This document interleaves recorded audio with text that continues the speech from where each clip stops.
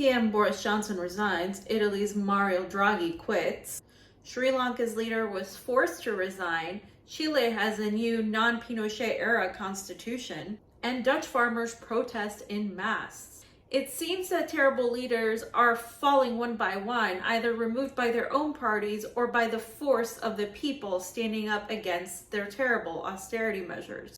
The support for the Ukraine war in NATO countries in the EU and in the United States is sinking their economies. But instead of working people in the States taking to the streets against NATO's involvement and against this war, they're primarily supporting the current thing, which in their case is sporting a Ukrainian flag on their Facebook profile or Twitter bio. Meanwhile, the US government continues pushing towards nuclear war, with President Biden saying force may be necessary against Iran's nuclear threat. And of course, the State Department is determined to continue funding Ukraine to the tune of billions of dollars. All while the country faces record high inflation and the public remains distracted and divided. Even the president of Mexico, AMLO, told Biden in a recent meeting that he's making it easier for Americans to come into Mexico, reminding Biden that gas is at least $1 or more cheaper there. US Americans already go into Mexico for dental or surgery work that they can't afford in the States. Now you add gas, and soon it may be for food and not just tacos.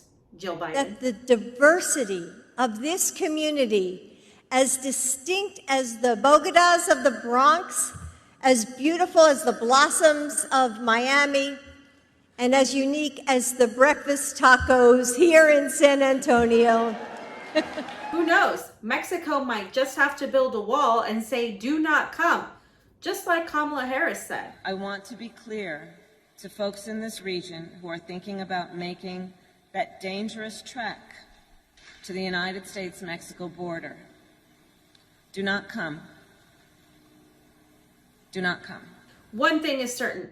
Joe Biden is so unpopular that 94% of Democrats under 30 want somebody else for the 2024 ticket. And to top it off, notorious war hawk John Bolton recently admitted in a CNN interview with Jake Tapper that he proudly was part of orchestrating coups. Smart coups, that is. One doesn't have to be brilliant to attempt a coup. I disagree with that. As somebody who has helped plan coup d'etat, not here, but, other places, it takes a lot of work. That the U.S. has long orchestrated regime changes and coups is no surprise to many, especially those currently living the consequences of U.S. hegemony and intervention. Hello, Venezuela, Bolivia, and of course the 2014 Maidan coup, consequences which are coming into play right now during this Russia-Ukraine conflict, which NATO and the West largely pretend didn't happen. But this was letting Pandora's box open and saying the quiet part out loud for many who did not know, especially with a CNN audience. So while the rest of the world is of course pushing back with protests, strikes,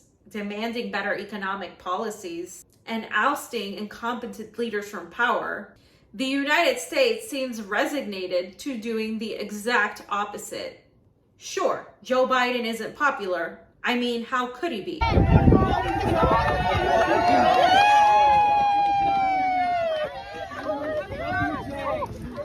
But most are not out in the streets or fighting those in power or protesting against NATO's intervention or against this war, but are instead going at each other, engaged in culture war antics that have nothing to do with economics. In fact, progressive firebrand AOC was too busy complaining about a cat collar and making videos about how offended she was to comment on any foreign policy, or legislation for that matter.